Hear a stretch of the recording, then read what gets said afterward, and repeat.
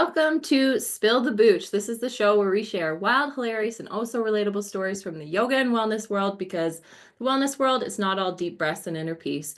I'm Mara, and today we got the whole gang here. We got Maria, Carol, Bridget, Terry, and Josh.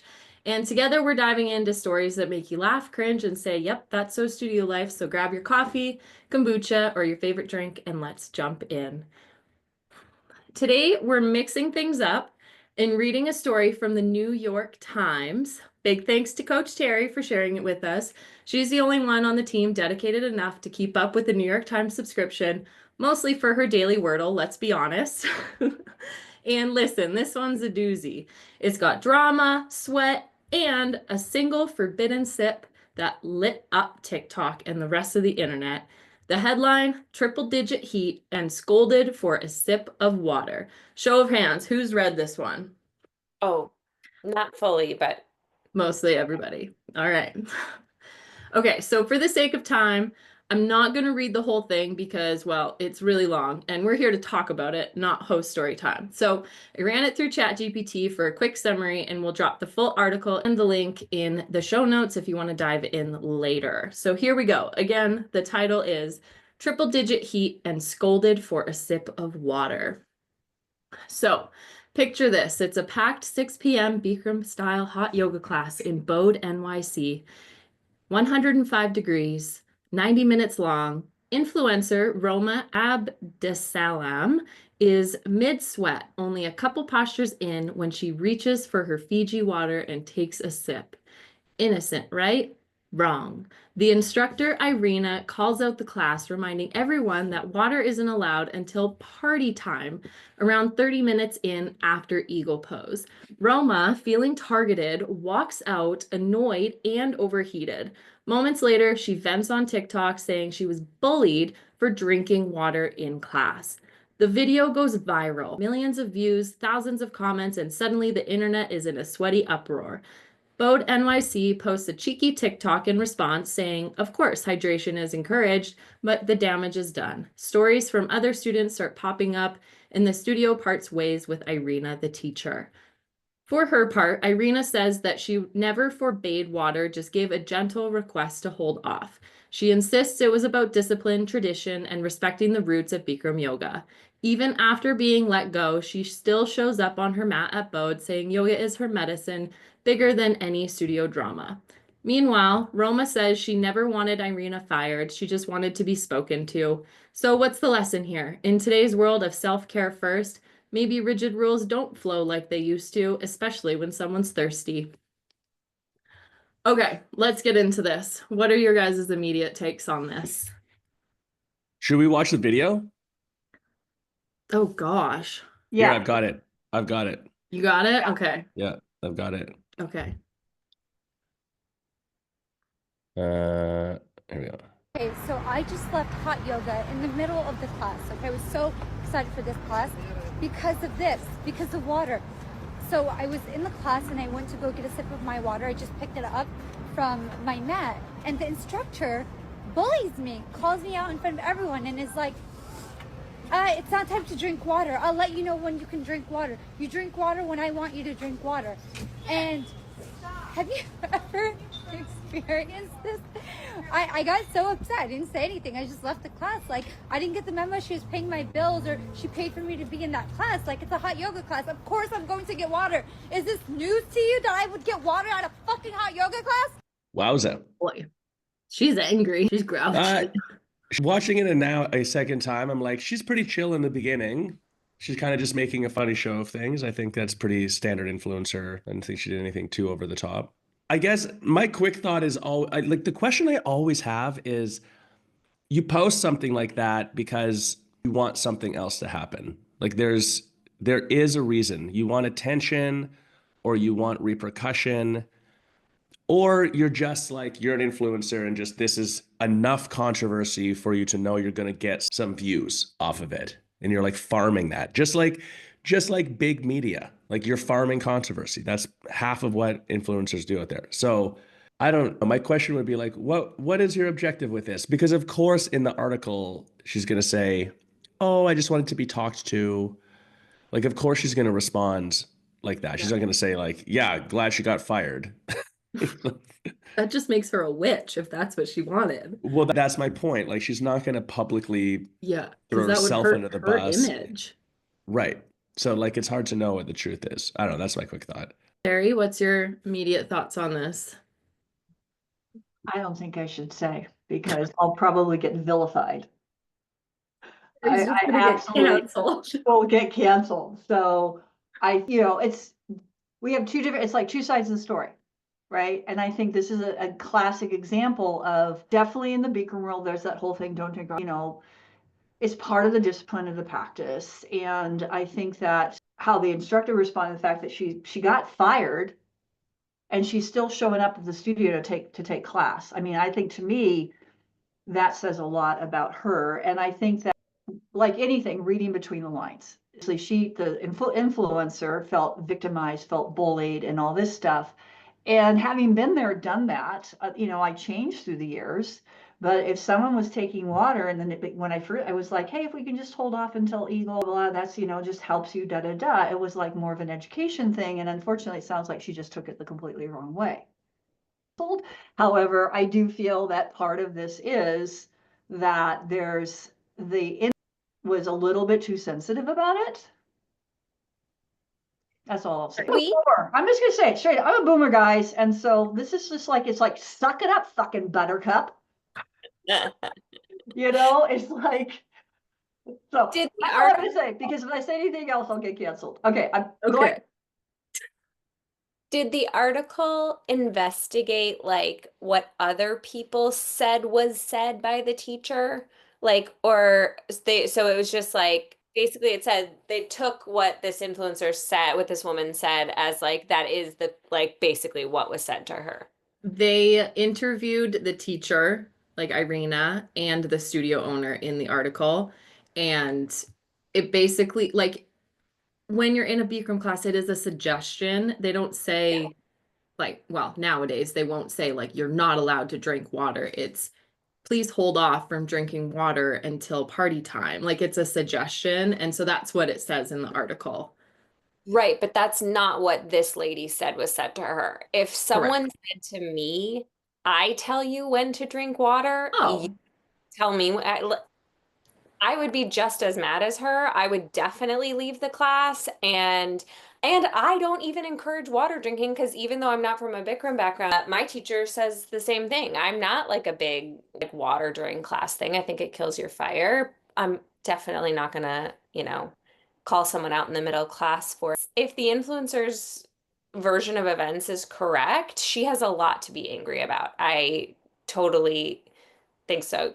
Yeah. Yeah. Well, I would say it's probably her interpretation of the version of events.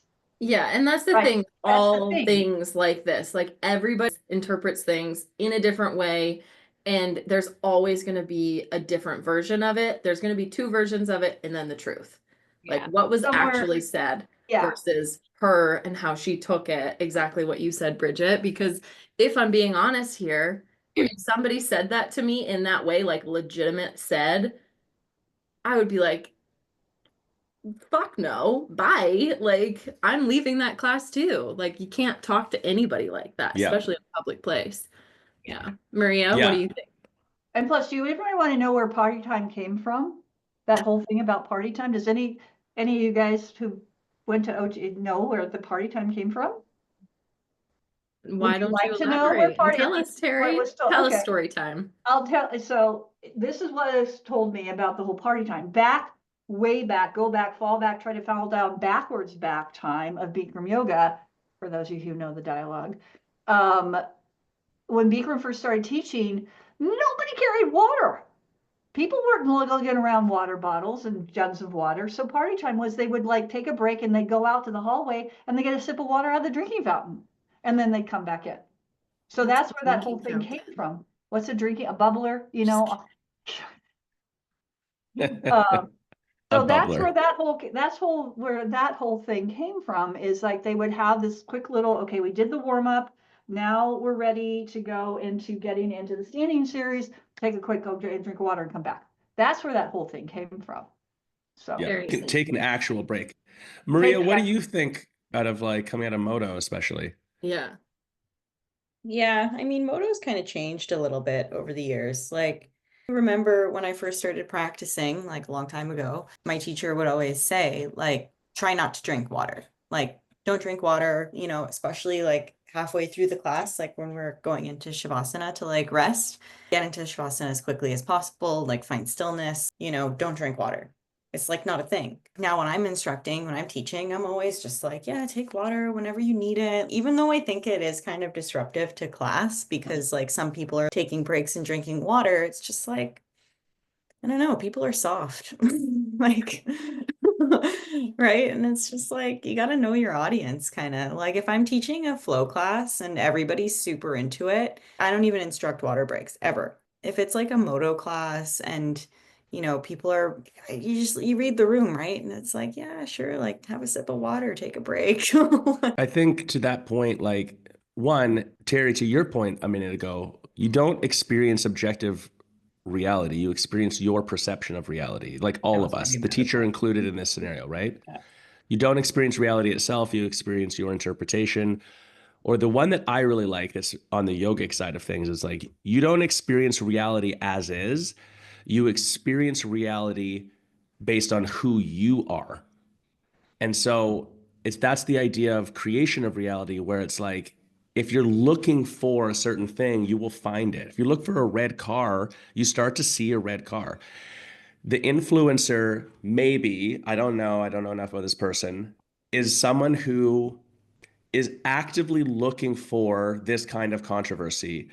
And then if you blend in that the way that this information, which is quote unquote traditional yoga discipline or has value points, was delivered inappropriately or not well, that is where the whole conflict comes from. It's really unfortunate this teacher got fired, actually, because I agree with what Bridget's saying too and what you're saying, Mara. Like, if someone told me you're not allowed you say, Josh, you are not allowed to do this thing in a yoga, I would just walk out. There's no chance I'm putting up with shit like that at all. So that part I totally agree with. That's a communication issue, though. I think that's the part that gets missed in the write-up and in the video and stuff, is there's no attempts to understand what's going on behind this. Where my mentors and everything I've read, drinking water is for when you're thirsty. If you're drinking water to distract yourself or to escape something, it's serving a different purpose, which is counter to the nature of the posture and the thing that you're doing in the class. As a side note, super old school yoga, and it's not just Bikram yoga, multiple lineages had this. There was teachers in the West mostly would like misinterpret some of these disciplines and then become very militant about it. And I think that's where this stuff got a bad rep. The idea being like, you're not allowed to bring water in with you. That's a stupid thing to say. If it's a 90-minute hot yoga class, like you might need water in there. You should bring water in it with you. If you're a new student, I would tell you that you have to bring water in with you, because the discipline is my water bottle is right there in front of my face and I don't come out of the posture and pour it on my head. That's the discipline. Not, oh, you're not supposed to do that? Well, that's what I'm saying. If you did it also when you're new, like who gives a shit? Yeah. That's part of your journey that you're learning. And as a good instructor, as a good teacher, there's a nuanced way that I can teach you towards that discipline, that you have to come to that conclusion yourself. I can't make you do anything. That's, I think, the crux of this. The idea that the militant part of like, the discipline's so important that I'm going to make you abide by the rules. That's the part where like people just aren't going to put up with that shit anymore. They did in the past. In this person's scenario, you have somewhere like a public platform like TikTok where people are going to go and say something and then it will blow up. Whereas before, where are you going to go? To the local news stand? What are you going to do? Right. Imagine if the teacher of this class didn't say anything to this person and instead used water as one of the examples across multiple others to on the spot theme the class towards the benefit of discipline and non-distraction, and not cooling your internal heat in a hot yoga class where like the whole point is to keep your heat high internally. Mm-hmm. Especially through floor. Imagine if they were like, oh, lucky me, someone in the class who doesn't understand this discipline has created an opportunity to trigger my brain to teach people something. And then if the influencer interpreted it as like she was passive aggressively saying bad things about me or whatever, like, well, then it's just getting silly because that also happens. But Yeah. that's totally different than the whole, you're not allowed to do this, especially because it sounds like, or at least it's insinuated in that video that the influencer has not practiced at the studio before, or at least not often, and clearly doesn't understand the details of this practice in a like super detailed way. So like, how is it her fault if she takes a drink of water? She doesn't know what's going on. Yeah. Just goes to show that the first visit flow, if she was a new student at that studio, they didn't educate her before she went into class. I think that this also, and this might be a little bit of a tangent, but I think it's really important to like just emphasize the fact that like, what if this teacher was just doing what was told to her? You know what I mean? Like, what's the studio's process for guiding a class, right? And is this like even grounds for firing someone? Like, you know, Yes, I love this question. This is yeah, the right. That's why I said it's too bad this teacher is fired. On the studio side, there's a missed opportunity to coach your teachers here. yeah, exactly. I And think but they see, probably fired her because of just public pressure. I think that they were yes, just like yes. trying to put out a fire. I doubt that they were like, yeah. No, I agree, Bridget. I was going to say that that's the behind some of the message that Terry's saying. I think this is a component of it too, where it's like things like this get like blown up to be this public shaming situation. So you feel like you're backed into a corner and then you have to fucking fire this teacher because you got to like save face, or like that is kind of shitty. Like there's no opportunity for growth, or because in the end, was there like legitimate negative harm done to this person? No, So, absolutely not. you know what I'm saying? Like, if they like really shamed the person and called them down or whatever, and were just like absolutely terrible to them, then sure. But it sounds more like it wasn't exactly that. So I don't know. I'm not saying it's right or wrong that they made the point, but to Bridget, to your point, I feel like this escalated to be this thing because it becomes a freaking New York Times. And like at That's a what big deal. point, because that is so unhinged that realistically, when you think about that, that this teacher got fired over that. Well, she Like, got fired before the New York Times article. I mean, that's the whole point of the article, is that was, yeah. she was, the studio just said that this is not what we do, blah, blah, blah. And I think it was a reaction to the fact that this video went viral and they were starting to get calls about it. So they, Yeah. in my opinion, they took sort of the path of, we got rid of her. And what really makes me think how the teacher responded, and is like, it feels like, at least based on the article, has no animosity about it. It's like, this is the practice. Right. Yeah. To me, it's like that tells me something. And the other thing I wanted to comment on is about the whole not drinking water thing. And in the Beacom lineage, there is a person that where the studio was like, you can't drink water, and this whole where you can't drink water comes from within this one particular, other than Bikram, this one particular lineage of mentorship, I should say, under mentor. And I practiced at that person's studio. Is in San Francisco. It was in San Francisco. And here's the thing, at that studio, and I took this person's class, never said a word about, that's the thing, didn't say, don't drink water, don't bring water. They just didn't talk about water. It wasn't, like you said, it was like, if someone brought water in, or if somebody drank water, nobody said anything. They just didn't talk about water. And from there it became, oh, you can't drink water. So then that's this whole thing, in terms of where we as humans will take things to the extreme, the people who like to take things to the extreme. It's like, never, ever, ever was it said, don't drink water. They didn't sell water at the studio. They didn't sell water bottles at the studio. They didn't have a water fountain at the studio. If you wanted water, you had to get it out of the bathroom. They just didn't talk about water. Therefore, people just didn't drink water. It's kind of like at your studio, Carol, and you're in Current where you teach, and it's like, your whole thing about not the vices in the room. It's like, that's the thing, and you just do it and you expect it, right? So that's where I think another point that's being lost in all of this too. I don't know. It just makes me bored. Terry's all riled up. I'm all riled up. I'm all riled up because someone lost their job over this, and it didn't have to be. All right. Okay. So real talk. Does anyone have something similarly unhinged that they've either witnessed themselves or heard about through the yoga grapevine? I feel like, especially in those OG Bikram yoga days, there were definitely some sketchy things happening. So who's got the craziest stories to share? Josh, I know you have one. Don't try and hide it. I know you have one. I'll tell There's the story two. if you don't. What's the story? I don't know what you're talking about. Holding their hand at the door. Oh, But see, okay, this is actually a good story. It's a good example. It Because is to a good me, story. this is brilliance, right? Like, and if you did it today, you are fucking getting canceled. Like, hard canceled. I had a mentor, and she was a very special person. Like, exceptional yoga teacher. One of these people that somehow holds a space where it doesn't matter who you are, how you got there, what's going on, you will work for this person. And never demeaning, never negative, but also never wavering in like, yoga will save your life. Don't be a baby about it. It was like this weird balance point. So the extreme part was this young woman came in to take class. 20 minutes into the class, she tries to leave the room. And old school, no water, no wiping sweat, never leave the room. Those were the 3 criteria for the class. There's more to that was the simplification, right? There's more to it than that. Long story short, woman tries to leave the class. This teacher is like, hey, stay in here. So kind of gets her back to her mat.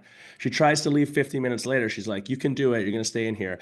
At one point, she starts crawling on the floor out of the room. And so the teacher, without missing a beat, keeps teaching the class, walks over, intercepts her at the door, helps her sit leaning against the wall, holds her hand and cracks the door 6 inches, and teaches the rest of the class holding her hand like this. You could interpret this as she didn't let her leave the room. You wouldn't be incorrect. Like that is kind of what happened. But she read the situation right, because then this woman leaves, doesn't say anything, leaves. She comes back the next day, takes another class, leaves, comes back again. 2 years go by. She's practicing 5-6 days a week. She becomes a teacher, and finally the story comes out. She came to that class by recommendation of her therapist after immediately leaving a recovery center, the 3rd time she had been in it, coming off real hard drugs, and was trying to leave because she's like, fuck this, I hate my life, I'm gonna go get blasted instead.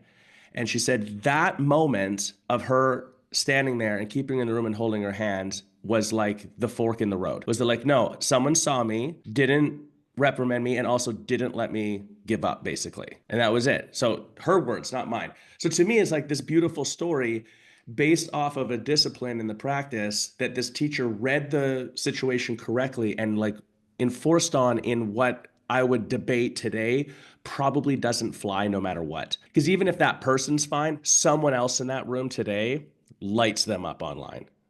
Like, this is an unsafe environment, whatever. Unhinged or not, I'm not sure. Like, crazy to see, because also if you're in that class, the vibe of that class feels fucking weird because other people are like, what is happening?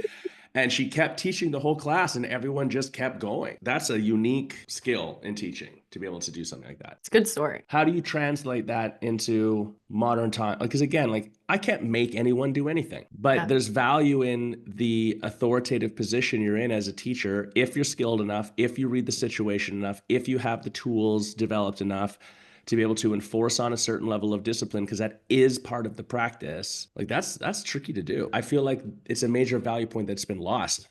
Yeah, it's like, where's the line between tradition and control in a class setting? And I to your point, Josh, I don't think you could do it today. Not in today's, with the way the climate is today. Not like that. Not like that. I don't think you could. Go ahead, Bridget. Yeah, I was just gonna say this is actually like one of the main things that keeps like pinging around my head about this whole conversation, which is this is a poorly formed seam between tradition and modern fitness, basically. Yeah. And it's both a problem because of what Josh you're speaking to and what Terry you're speaking to right now, which is like that doesn't fly these things don't fly anymore because of this like other overculture of safetyism and hyper like vigilance about everyone being correct and good and right and safe, and also isn't working because we're trying to like fit a square peg in a round hole. And these disciplines and this like yogis were totally different. There was all of this other education that was going on around stuff like whether you drink water or not. and all the other disciplines that like not wiping your sweat, et cetera, et cetera. Like there was all of this other, you were like immersed in an entire lifestyle that matched up with this. And it's not just people being too soft anymore to deal with this. It's also just because it doesn't fit that way anymore in the current culture and how we practice. Bang on, dude. As you were saying it, Bridget, it just made me think about, and we coached towards this a little bit because truthfully, we had for a long time in our coaching, we very specifically even said, like, I will not coach you about your product, about your yoga classes, because it was so controversial. We'd always get attention. And that changed over the years. Now we do a little bit, not on like how to teach specifically or whatever else, but on some definition and on product quality and just some like objective truth. Like you can think your class is great, but if no one fucking comes to it ever, sorry, you're wrong. Like you're missing something from a business sense. To your point, the two things I see is that a lot of this discipline part of a practice, that whole conversation has been lost. And that's on the onus of that is on the teaching teams and on the studios. It used to your point, the studios I came up in, this same woman who held the hand of this person, because she also did other things. I was stood there when she told a student once, the student was like, well, how many days a week should I practice? And she said, every day. And he said, well, what if I can't make it one day? Like, what if he was like playing the game of like, what if this, what if that? She said, there's one scenario where you don't have to come practice. And we're all like, what? One scenario? Because we've never heard her say this ever. She goes, yeah, if you're on your way here and you're waiting for the bus and you trip and fall and the bus hits you and decapitates you, that day you cannot come. And we're like, whoa, okay. Like, that's the scenario. But it was a regular conversation, is my point, in the studio about this stuff. And it was highlighted in a positive way. And it was empowering for people. It wasn't actually, she had that nuance correct of like, I'm not attached if you leave the room or not. I don't give a shit, but I will try to have this conversation and hold a standard of like, here's why we do this. Long story short, no one understands why we have these disciplines. The drinking water thing is a good example. You can't just say, Terry, don't touch your water bottle because I said so. Like, that's dumb. And what do you care? Like, what is it to you? Why is it that you would even possibly suggest that, let alone enforce anything on it? That, not that you can enforce anything on it. I think that's the part that's been completely lost on the studio product side. The product conversation, my point being, there is real value in a studio defining this as a studio. At this studio, we have a certain type of discipline in our practice. Here's why, here's what that means, here's how we do that, here's et cetera, et cetera. Like actually going through the efforts to define it. Or Carol and I were just at a studio where it was like almost the antithesis of this. And at first it felt really weird, but it was cool to get to hang out there for a week. They had no rules. Have a hand towel, dump your water on your head, show up 15 minutes after the class starts. Really? Leave at any point during the class, just leave. I don't give a shit. No one says anything, no one does anything. Zero rules, zero discipline in the class. On the flip side of it, the classes were hot as hell, which was kind of dope. And there was no such thing as like flip the corner of your mat or use this thing if you want hands-on adjustments or not. It was like in the first 10 seconds of the class, the teacher had their hands on 5 people. Just immediately. This is how we roll here, like completely unapologetically. Somehow that balance worked. Like, I don't know. It's not how I ran my studios, but like it was kind of neat to see. But at least it was defined. It was like, this is how we roll. What you said just reminds me, like, there's power in understanding the why. And when people are just told, like, we don't drink water until party time, it almost like makes you want to defy that in a way, like when you're first starting there. But if you understand why, and in my opinion, that's why like that first interaction as a new student and like understanding kind of like the etiquette and getting that information from the teachers or the team is really helpful, because you can truly like understand the why behind it instead of just, we don't do this. Like, that's why posting just rules of the hot room on the door is like, what the fuck? But like, if you actually explain it and educate your studio and community on why you're doing these things, it really helps to elaborate. Like, there is a reason for this. Like, I know, like, I worked at Josh's studio, and it was known that you like didn't leave the room. And so for me, as the person I am, like, I challenged myself. Like, I never left the room, and there was only one time I left the room. And after I did, and I had to go throw up and puke because I was extremely hungover, but I felt so shitty after. I was like, fuck, I left the room, like, ah. And it was just the worst thing ever. And I was like so mad at myself for it, even though I didn't want to puke on the hot room floor, but And we talked about it, that like that's not any sort of failure and you don't have to feel bad Yeah. about it. And no one's going to stop you leaving the room. no. Like we were like, Would've no, got don't leave puked the on room. if If you you're tried to gonna stop puke, me. you should leave, please. Yeah, Like, no, you're please. the one time, like, please I've leave seen the people, room. I've seen people puke in their towels, which is not fun. But to your Ooh. Yeah, point no, about- get out, get out. Get out No. of the room. This did happen to me at a studio we were at. I pass out. I've passed out teaching. I've passed out practicing.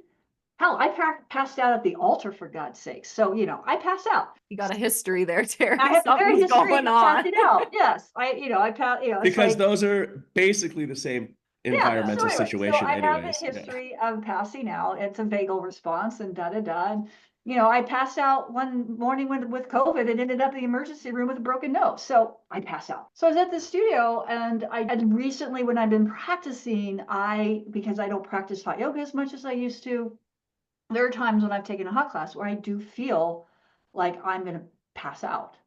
And so sometimes, and I just wanted to give the heads up to the teacher. It's like, I don't like to leave the room, but I do know it's like, if I don't leave the room, I am going to pass out. And then you're going to have a bigger problem. And the teacher's like, you can't leave the room. She was just like, and then I'm like, well, I said, okay, and then somebody else came up to me and said, Terry, you can't leave the room. It is unprofessional for you to leave the room. And Fuck I was off. like, okay, and fortunately I didn't have to leave the room. But just the fact that I was told I'm like, it made me want to be the naughty cow and leave the room. And then, so it was just Naughty like, cow. and I understand the discipline of the practice. So this is where I think as owners and as yoga teachers, it's like, we need to be understanding that if someone legitimately says, hey, here's the thing, it's like, great, thank you for letting me know. If you do need to leave the room, just give me a thumbs up so I know you're okay, kind of thing, right? Yeah. Instead, it's like, two people like, no, you can't leave the room. It's Yeah, that's unprofessional. insanity. That's insanity. See, That's the unprofessional part. Yeah, that's where the studios get these reputations, right? Yeah. Of this. And that's where I think it gets the understanding of the discipline of the practice gets intermeshed with rigidity. And we do this because we always do it. And there's no like compassion in there. A defiant character trait is a normal human character trait. As soon as you say you're not allowed to do something, like your brains don't hear contractions and negatives. If I say, don't push the red button, you look at the red button and you immediately have an urge to push it. That's a natural psychological trait. Going back to the point of like, Mary, to your point, that doesn't explain why. You know, that if you can't, I don't know, if I was mentoring teachers today, a huge component of the conversation would be everything you say is a suggestion. Everything that you say is a suggestion. And by extension, therefore, you better be able to back up and understand why you're saying anything. That goes for postural alignment, pacing, disciplines, water, no water, all of it. You want to say shoulders down? Cool. Why? If you can't tell me, you can't say it. Now, when you're a new teacher, you got to just say whatever you can say because you got to get through the class. As you're growing and honing your craft, you don't need another teacher training or to learn a different style or whatever else. Get deeper, go deeper instead of wider. And so all of these discipline things like that, I feel like, you've got to be able to back it up here. Because let's go back to this Bodhi NYC studio. Had that have been a disciplined practice that was communicated clearly and enforced across the board, and then also communicated appropriately in the circumstance, and all of that was in place, and there was ongoing teacher mentorship around this, et cetera, then this situation's different. Someone doesn't necessarily lose their job, because then as a studio owner, and really I'm saying this, that like this is on the studio owners for building a scenario to buffer for this. Then as a studio owner, you can be like, I know whoever the teacher is, I know the training we've got. They said that they said this, and like now I'm going to back them and I'm going to go to bat for the principal around what we're doing because I know that it was done appropriately. But what ended up happening is they didn't have that there. Now, maybe there's other things behind the scenes for why they fired this teacher too. Who knows? They couldn't do that. They couldn't back them because they don't have the system there of backing. And they ended up getting themselves backed into a corner as the third components here. It's not between the teacher and the student anymore. Mm-hmm. So that whole situation, I mean, that's like the lesson in this is the thing that's coming to mind for me. Do you think that if TikTok or Instagram had been as huge back then as they were now, and everything was just one viral post away from chaos, would those studios have survived? Such a good question, because I love the discipline and I know how rigid we were back in the day, 20 plus years ago, and it never, like they would have never. We still talk about the Beverly class because it was like so like about Beverly today, you know, and like that would have blown up. They probably would have had to shut down. Like it was. They would have got their own hashtag Beverly. Beverly. So I don't think they would have made it. And I love the discipline and I miss it. Like if I were to teach today, I don't teach yoga anymore. If I ever taught a Bikram yoga class today, it'd be invite only. I'm going to teach it with not quite, I'm not like back old school, but I'm not putting up with the other stuff either. Handwritten invitations as well in the mail. That's right. Well, it's interesting that you said that, Carol. When I was in Europe, I taught 2 OG 90-minute Bikram class. One was at a studio that does Bikram and other styles of yoga, and one was at still like a straight up Bikram studio. You'd love it. There's still a discipline to the practice and all of that. And it was very different in terms of the teaching experience, because the studio that has Bikram and other styles, I could tell it wasn't there. It was that. And I mean, I'm not no judgment. It was just very, very different. The other studio, they did not come out of the posture till I was like, gave the cue and he'll come up and stop. Whereas the other one was like, oh, we're done, we're coming back up, you know, kind of thing. So it was just really the juxtaposition of the two studios. Again, no shade on either one. It was just very different. I wonder if we're also like losing our full potential in a way, I feel like, without noticing, because sometimes I would say in class, like, I might point out that you're grabbing your water because you may not even know that you're doing it as a distraction. Going back to what Josh was saying earlier, like you're so out of it that I might just say it just for you to start noticing that you're doing it, you know? And then you could choose whether, and you could put it down or you could keep drinking.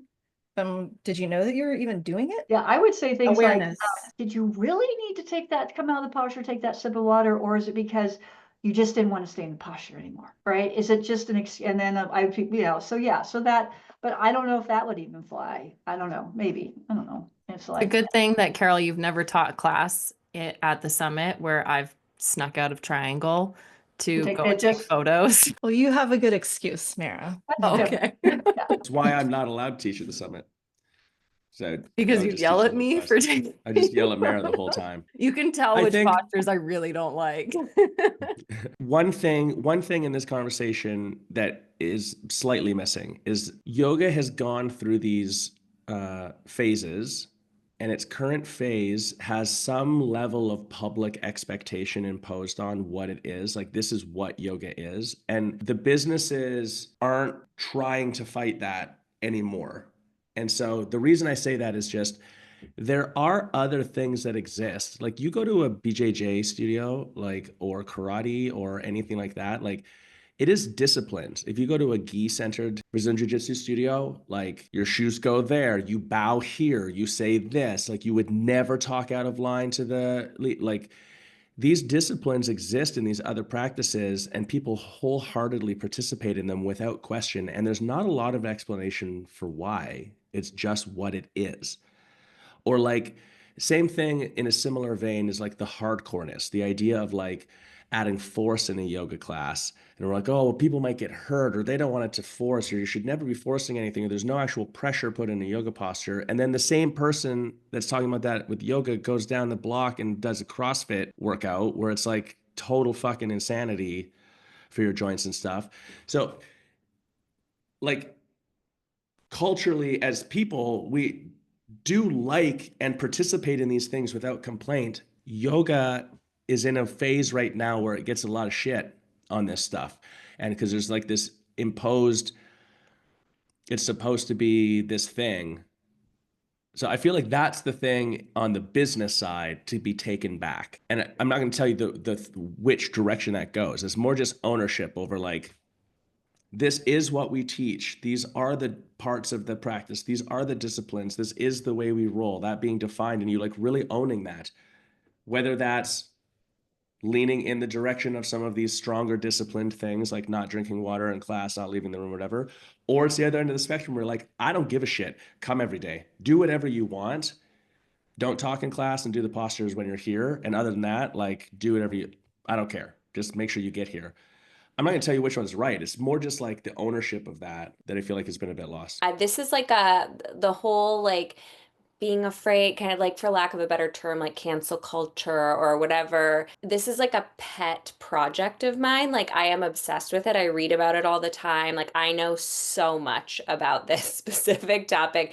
And I just want to say that I think, and I thought of this when the article first came up, I think that places jump the gun, of course, because of the reasons we've already talked about, which is like you could actually invest in this teacher and you know, it's a missed opportunity, but also just people are uncomfortable feeling this, like feeling that that cancel-y feeling, that feeling of everybody's mad at me. And so they try and avoid the feel. It's literally like taking a sip of water to get out of a posture, you know, like they're trying to avoid the feeling. And so they quickly jump the gun and fire the teacher because they're trying to take it back. They're trying to fix this really uncomfortable feeling. Yeah. And studios need to be, businesses, all small businesses need to be way less afraid of this thing. They need to be way less afraid of these tsunamis. They need to be way less afraid of one-star reviews. They need to be way less afraid of like a mob coming after them, because if you can just shut up, sit back and ride it out, It's gonna pass. everyone's gonna forget that this happened 50 seconds from now. And then you can just get on with what you were doing.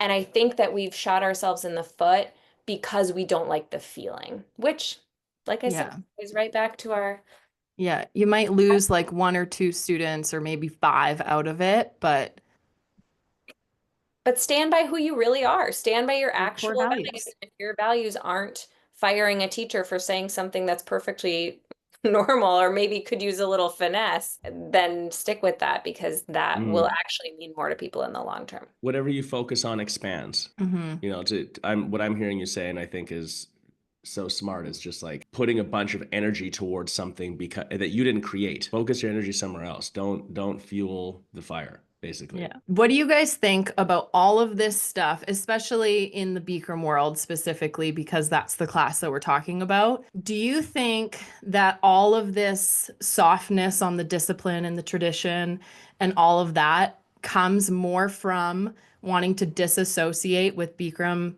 the person and his downfall, or is it just where society is going? Yes, and.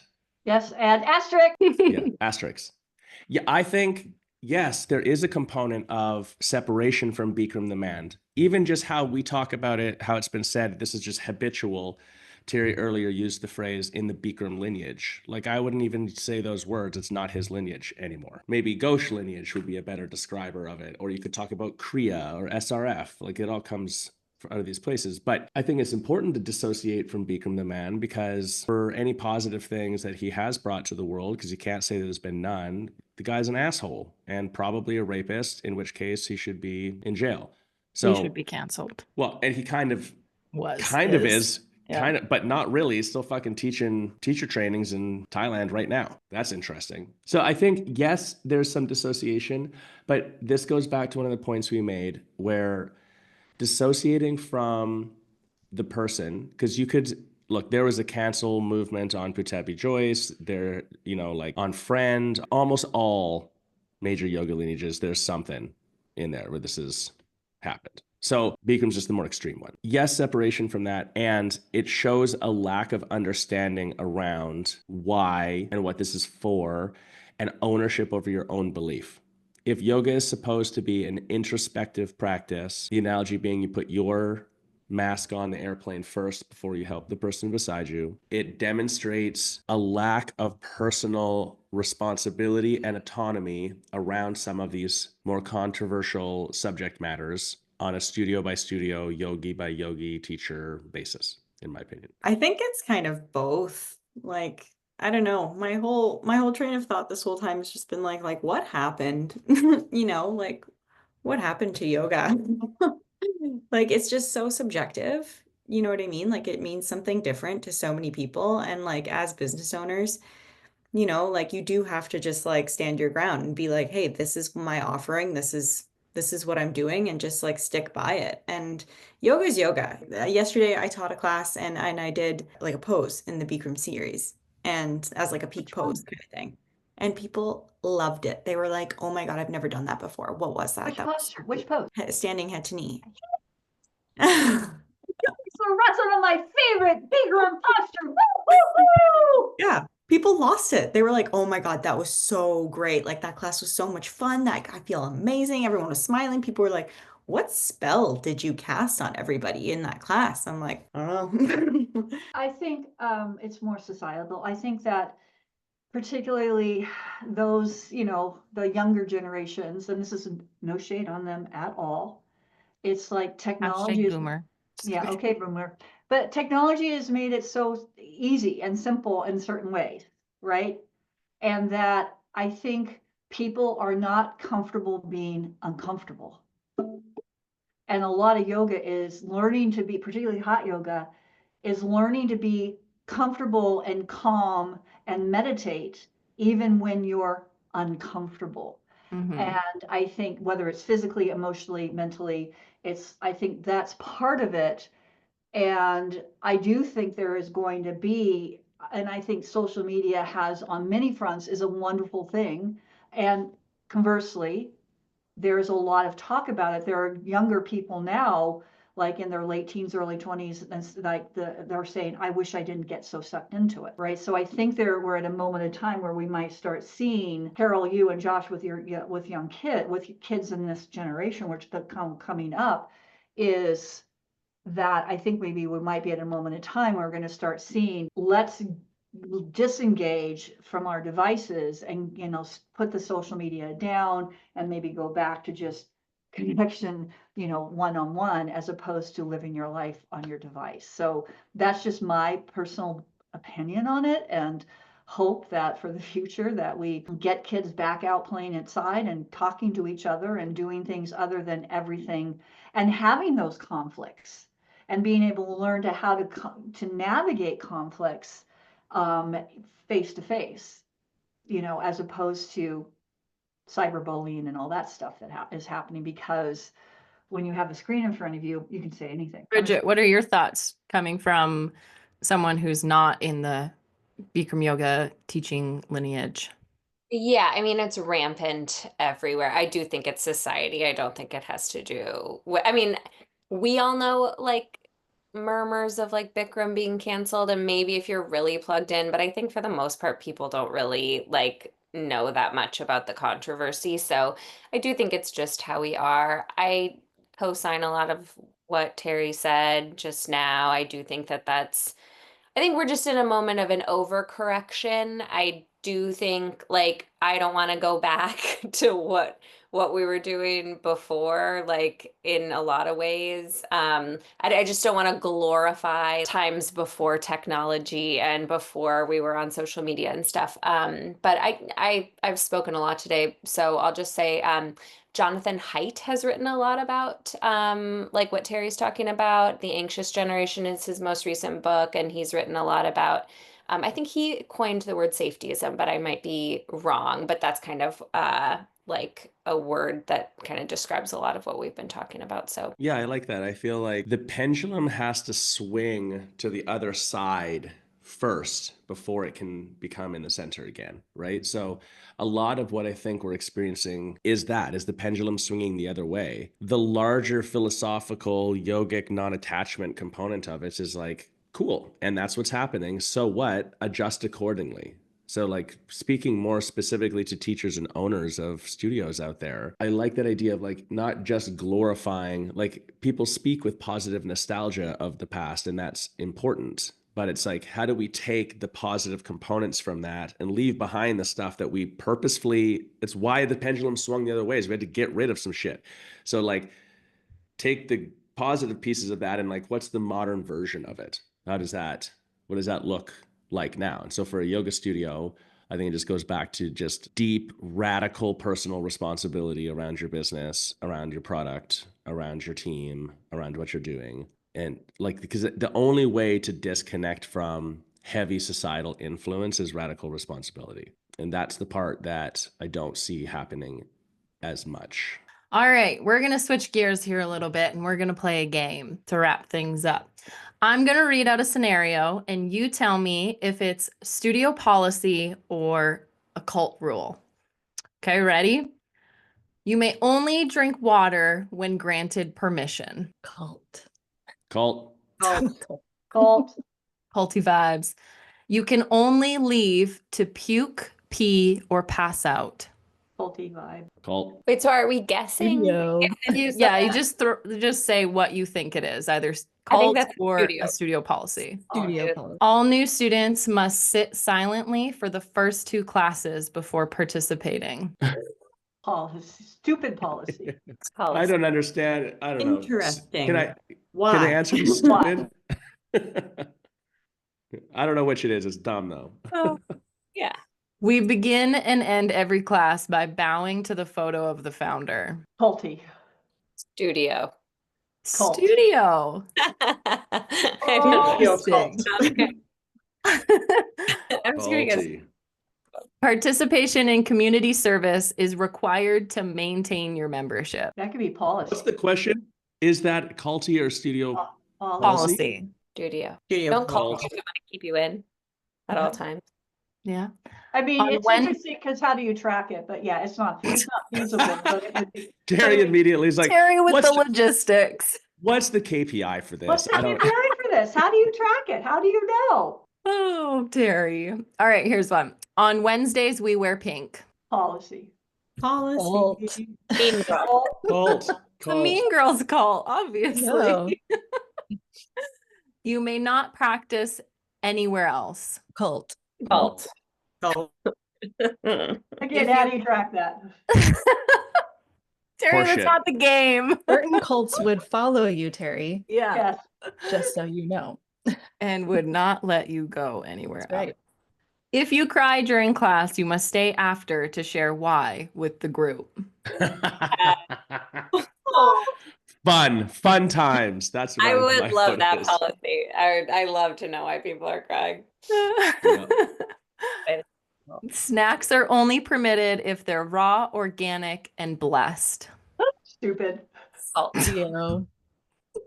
Can we say Terry's just making up her own category. Wait, Real in the estate. class? Just like Where's the in the snack? space, in the studio. So you can't bring anything in the studio unless Oh. if it's raw, organic, or blessed. And Yeah, blessed. that's studio level. Studio level. That actually is a thing though. Maybe I not with can see those that. specific examples. Yeah. Think about Casa Ohm. No alcohol, no smoking, no meat. That's why I would Vegetarian never go only. there. Well, but you can go off site or whatever, right? It's just like this is the policy of the house. There's a spiritual reason for it from the owners. This is what it is. Yeah. And it's up front. All right. A couple more. Leaving during Savasana is considered a spiritual offense. Studio. Studio. Cult. Yeah. Cults have Shavasana. I think Terry is just stupid cult. That's your category. Yeah. If you question the sequence, you are asked to leave the room. Cult. Cult. I know some teachers who would Studio. like this policy. Yeah. A lot of them, actually. That was the last one. All right, friends, that's a wrap on this episode of Spill the Booch. Thanks for hanging out Don't with get us to and know. sharing some laughs. I know there's no answer. She did this to us last time, Caroline, It's too. just a game. I'm I don't not like this game. tallying these up. There's no way to I don't win like this that game. one. I don't know what I got right or wrong. I didn't gain some points. There is no right or wrong. And There there's can no be way to games track just it for anyway. So fun. there's. I want to win points. I'm not playing this game next time unless we win points. We want KPIs. I gotta go. Okay, next time I will make sure that there's KPIs. Just a scoop, let me pour it in a cup. All right, I'ma don't stay forget to with the subscribe, drummer. leave Now us we a about to review, turn share it your up. own Stretching wild true stories like with a us. You hammy might hot just hear them on the tea in show. the room. Until Sip the next time, kombucha cheers. fizz while we watch it go boom.